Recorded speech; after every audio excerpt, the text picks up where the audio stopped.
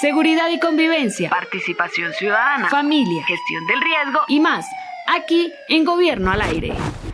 Gobierno al Aire es esa sección que llega todos los jueves a Sopó FM y desde la Secretaría de Gobierno conocemos un poco más sobre todas esas acciones que se realizan para cuidar a los soposeños, pero también es un espacio en el que recibimos y compartimos algunas recomendaciones para mejorar nuestras relaciones en la familia, para mejorar la forma en la que nos relacionamos con nuestros hijos y para mejorar la forma en la que tratamos a los demás miembros de nuestra familia. Por eso hoy vamos a hablar sobre un tema bien interesante y que además usted mientras nos escucha debe empezar a pensar si lo hace o no lo hace, y ya le digo de qué se trata. Se trata de el perdón. Usted tiene la capacidad de pedir perdón y de reconocer cuando comete un error, ya sea con sus amigos, con su entorno laboral o en lo que nos vamos a centrar más que todo hoy, que es en la familia. Hay que reconocer cuando cometemos algún error y por eso también llega esta pregunta que se tiene que hacer uno mismo. ¿Será que soy capaz de reconocer mis errores, de reconocer cuando me equivoco y de tratar de corregir los errores que puedo llegar a cometer? Pregúnteselo y al final del programa lo seguiremos reflexionando muy seguramente. Nos acompaña hoy desde la Comisaría de Familia Daniela Matallana. Ella hace parte de ese gran equipo psicosocial y de prevención de la Comisaría de Familia del municipio de Sopó y vamos a hablar un poco sobre esto del perdón para la mañana de hoy. Daniela, bienvenida a Sopó FM, bienvenida a la mañana, ¿cómo va todo? Bueno, Julián, buenos días para todos, pues feliz de poderlos estar acompañando en un espacio más para que pues hablemos con la comunidad no solo sobre lo que hace la Comisaría de Familia, sino que brindemos algunos tips, algunas herramientas para que mejore como esas dinámicas familiares que a diario nosotros percibimos desde la Comisaría de Familia. Daniela, ¿cuál puede ser el efecto del perdón en una relación? Es decir, cuando tenemos eso que yo decía al principio, esa capacidad de reconocer errores y demás, ¿qué puede fortalecer eso en una relación o cómo puede ayudar eso que una relación sea una buena relación de familia? Pues bueno, Julián, digamos que la importancia del perdón no solo es el hecho de yo reconocer que me estoy equivocando, sino también lo que como padre, como madre, como hermano genero en el otro. Entonces, primero, pues digamos que se genera una reacción a nivel neuronal en el cual pues disminuye la ansiedad, disminuye el enojo, de pronto disminuye la tristeza y digamos que se vuelve como a que el niño o la persona siente que está a salvo con esa persona que tiene ese vínculo. Adicional también, pues como que nos genera como una validación emocional, como eso de, listo, la otra persona pudo reconocer o yo pude reconocer que lastimé a la otra persona, que la hice sentir mal, que la hice sentir menos, que la descalifiqué. Entonces, pues digamos que esto en los niños les ayuda a entender que está bien sentir dolor, está bien sentir tristeza, que tiene todo el derecho a sentirlo, pero que también, pues digamos que como padres, como hermanos, recibimos que él siente esa emoción de manera adecuada. Y segundo, pues también digamos que es lo que permite que no se destruya el amor, ¿saben? O sea, como permite como que las relaciones realmente se basen en una responsabilidad, en el respeto, en valorar la palabra del otro. Daniela, escuchándola, no sé si de pronto se le puede dar a todos los oyentes algunas fases o un proceso de pronto como para que nosotros lleguemos al perdón, de pronto en alguna relación, como Julián lo decía, una relación con otra pareja, con otra persona, o de pronto también una relación familiar. ¿Cómo sería, digamos, el proceso para que nosotros lleguemos al perdón? Bueno, pues digamos que es un paso a paso que nosotros pues desde la Comisaría de Familia les queremos sugerir. No quiere decir que entonces es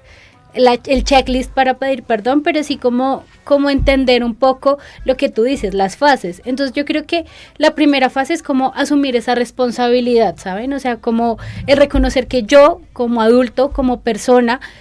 también me equivoco, que digamos que como padre estoy lejos de ser perfecto, que como persona estoy lejos de ser perfecta, pero entonces digamos que ese reconocimiento y esa responsabilidad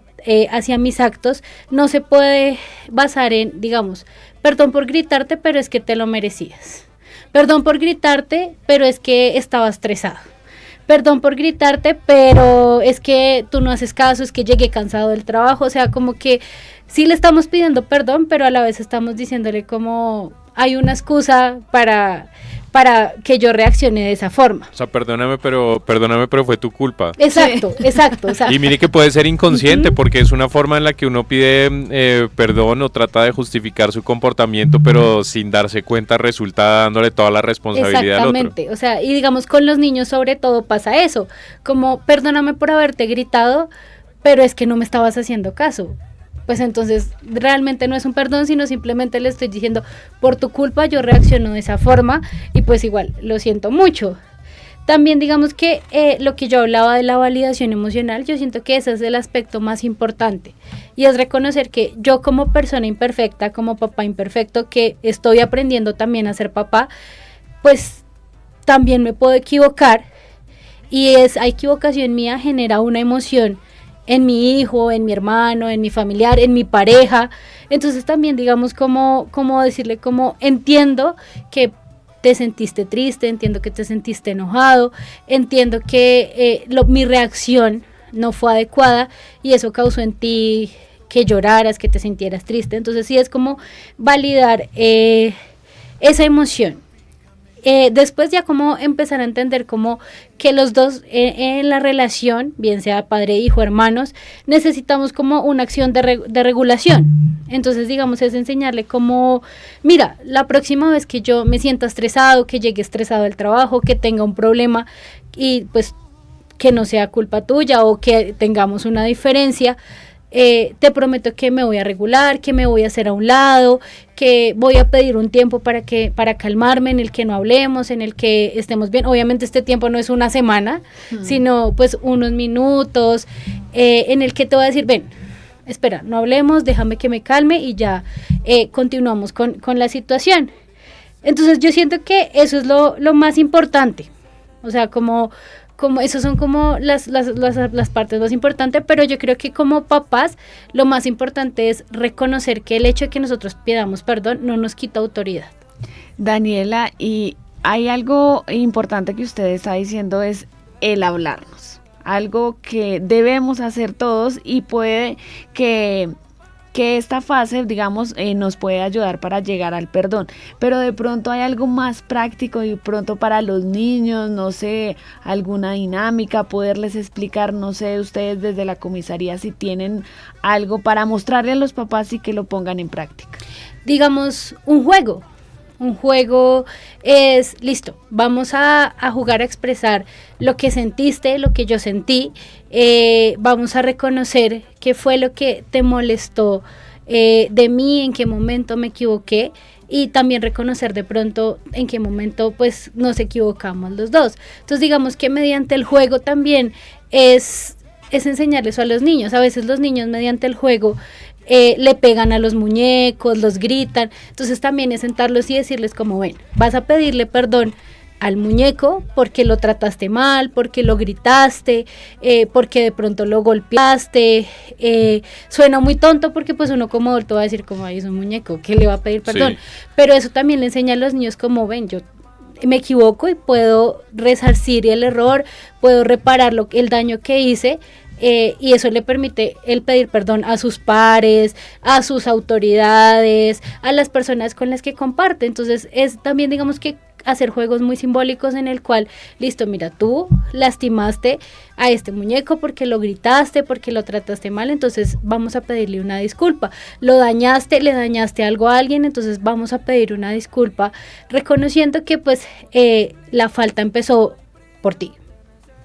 Daniel, a mí me parece algo importante para hablar el día de hoy en esto del perdón, y es que cuando uno habla del perdón y de promoverlo, pues seguramente también puede caminar por una delgada línea en la que está pidiendo perdón a cada rato, y pues eso tampoco es como lo ideal. Entonces, como padre, supongamos, hoy regañé, grité a mi hijo,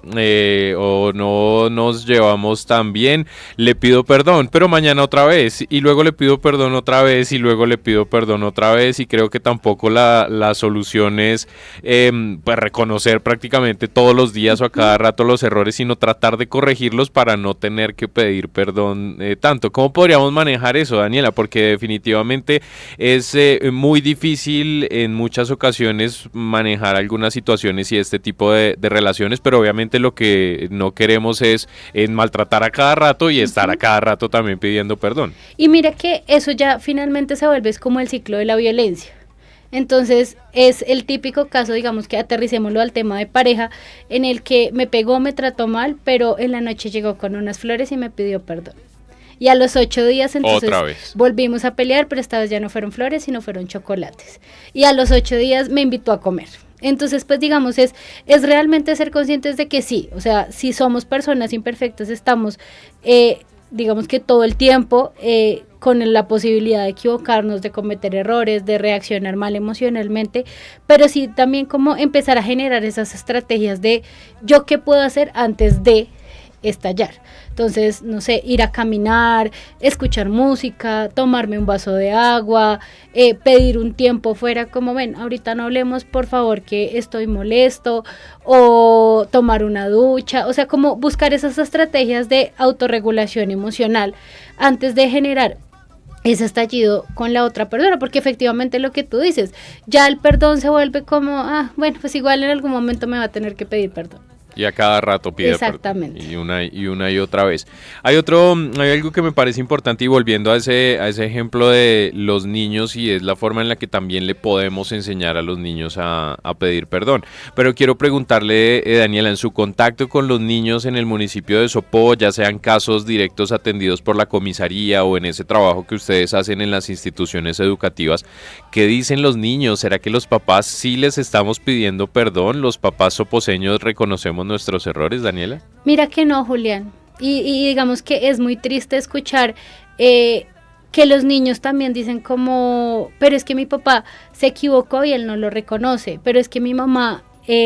me lastimó y no lo reconoce. Entonces digamos que todavía está como ese pensamiento del pasado en el que pues si yo pido perdón estoy desdibujando mi figura de autoridad, si yo pido perdón estoy permitiendo que él pase por encima mío los límites y las reglas. Entonces desafortunadamente como que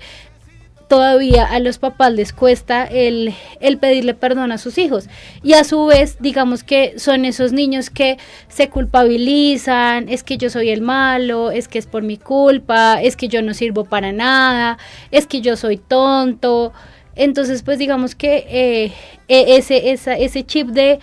pidamos disculpas, de reconozcamos que como papás nos equivocamos, todavía no está como tan latente, y no solo es un tema del municipio, sino en general en los adultos, porque pues digamos que no podemos hacernos ajenos a la realidad que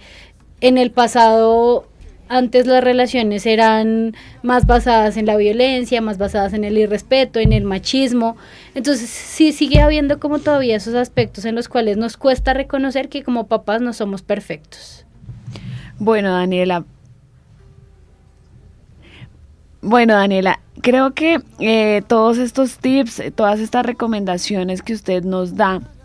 nos sirve para ponerlas en práctica, pero de pronto esos papás que de pronto todavía no dejan eso a un lado, lo que usted estaba diciendo, digamos de años pasados, de que les pasó con sus papás, ¿qué podrían hacer? No sé, acercarse a la comisaría, ustedes les brindan unas charlas, ¿cómo podría hacer, digamos, para dejar eso a un lado? Bueno, digamos que pueden asistir a las actividades que a veces hacemos desde el equipo de prevención, a los cursos que hacemos a fin de mes sobre pautas de crianza y sobre prevención de violencia en el contexto familiar, y adicional pues digamos que también acercarse a pedir como esa asesoría, ¿sabes? De pronto si yo siento que ya los conflictos en mi familia se me están saliendo de las manos, no está de más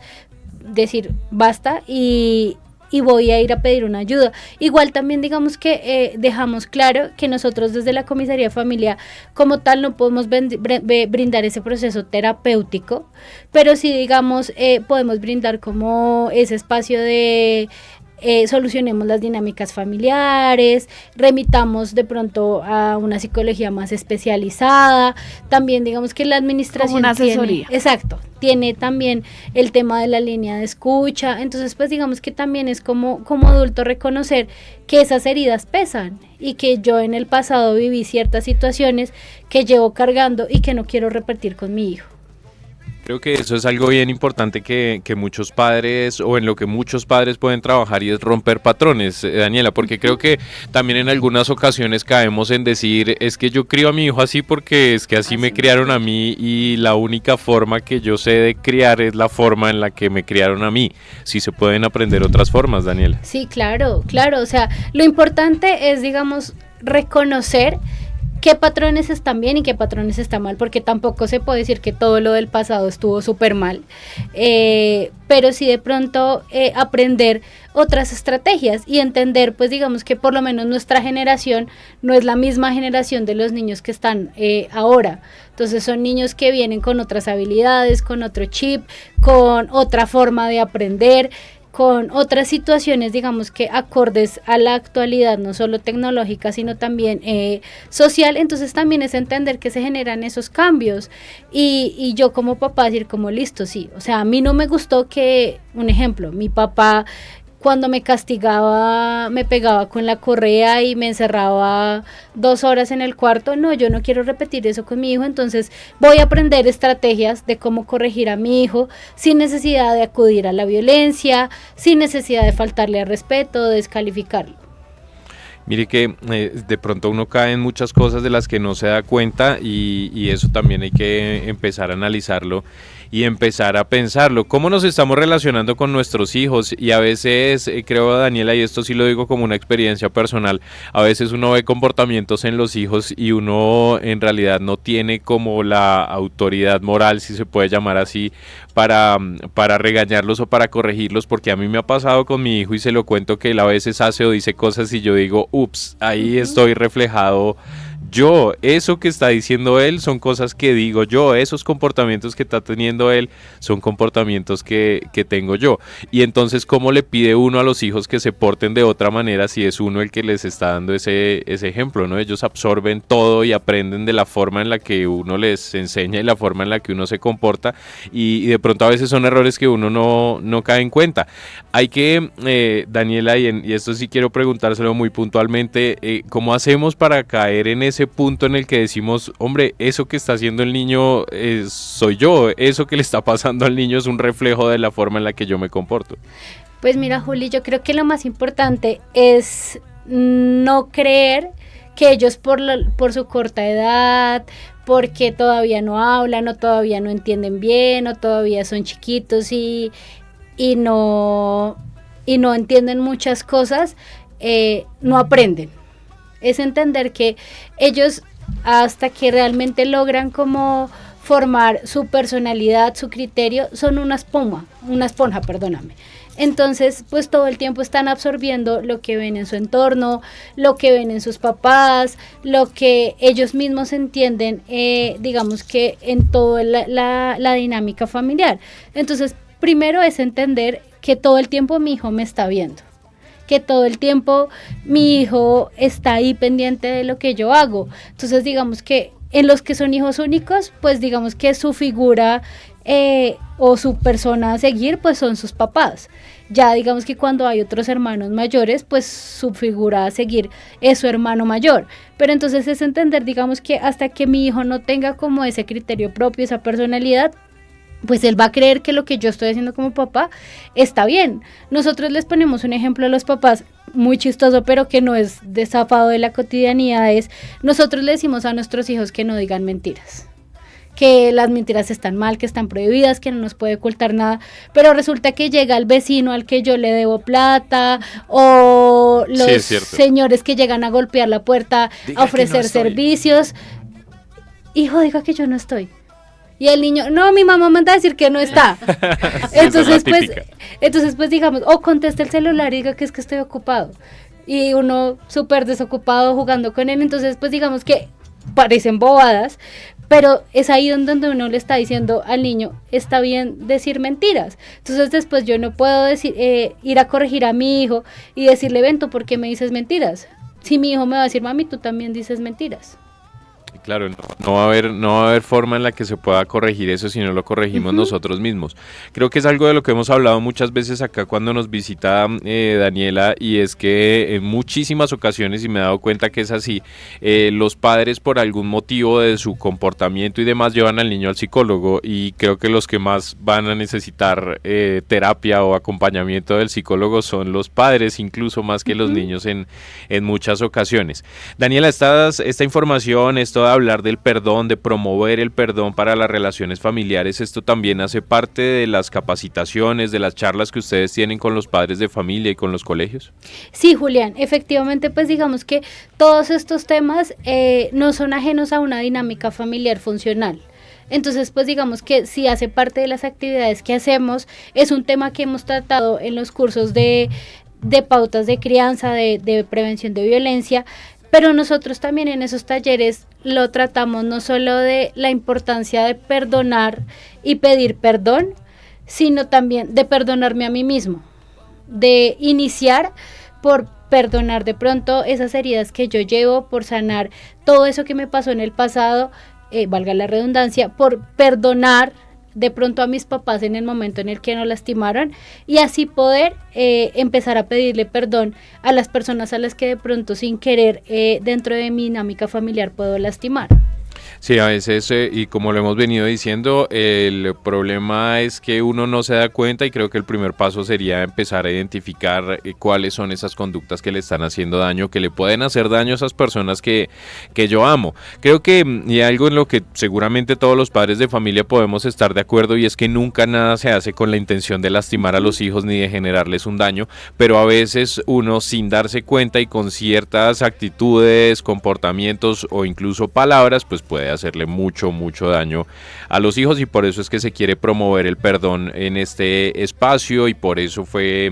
pues que planteamos este tema para hablarlo el día de hoy. Daniela, ¿dónde está ubicada la comisaría de familia para que también los soposeños conozcan a dónde se pueden acercar y cómo pueden solicitar ayuda y acompañamiento en estos casos? Bueno, Julián, la comisaría de familia se encuentra ubicada en la Casa de Bolívar, en el primer piso. Recordarles pues a toda la comunidad que la comisaría de familia de Sopó es solo una. Sin embargo, pues tenemos dos equipos que funcionan, digamos que alternamente. Entonces está el equipo de la comisaría de familia 1, que atiende pues ya digamos que al fondo de la Casa de Bolívar, donde siempre ha estado la comisaría de familia. Y está la comisaría de familia 2 también con su comisaria y su equipo psicosocial, que atiende ahí a la entradita de Casa de Bolívar, donde antiguamente era la inspección de policía, y ellas se turnan semana y semana la disponibilidad. Entonces pues digamos que la disponibilidad, recordarle a la comunidad, es 24/7. Obviamente pues digamos que las oficinas están abiertas en el horario de la alcaldía, que es de 7 a 5 y de 7 a 4 los viernes. Pero los teléfonos de la comisaría de familia todo el tiempo están prendidos, todo el tiempo están activos, para que cualquier situación que ocurra en la noche, los fines de semana, en la madrugada, pues la comunidad pueda, digamos que ponerla en conocimiento en ese momento, y de esta manera pues cuando los actos son urgentes, desde el equipo podamos pues actuar en debida forma para solucionar las situaciones. Exactamente, mire, eso es algo también clave, y es que, bueno, como cuando hablamos de temas de seguridad y demás, cuando hablamos, por ejemplo, de la acción de la policía, de los cuerpos de seguridad, pues obviamente eso es algo que tiene que estar en una disponibilidad constante, y eso también aplica para las comisarías de familia y para esta atención a diferentes casos que se puedan presentar 24/7, entonces disponibilidad de las comisarías de familia del municipio. sencillo. Daniela, muchas gracias. Obviamente, si hay un mensaje final, le cedo el micrófono para compartirlo, y muchas gracias por visitarnos hoy. Qué bueno hablar del perdón aquí en Sopo FM. Bueno, no, pues realmente la invitación es a ponernos también en los zapatos, sobre todo en nuestros hijos, y en entender, pues digamos que el alivio que ellos sentirían al recibir una disculpa por algo que sucedió, y que nunca es tarde, y no es porque, yo porque le voy a pedir disculpas a mi hijo si tiene 1 año o si tiene 16, no, realmente pues es entender el perdón como el acto de amor más grande que uno puede entregarle a un hijo o a una pareja.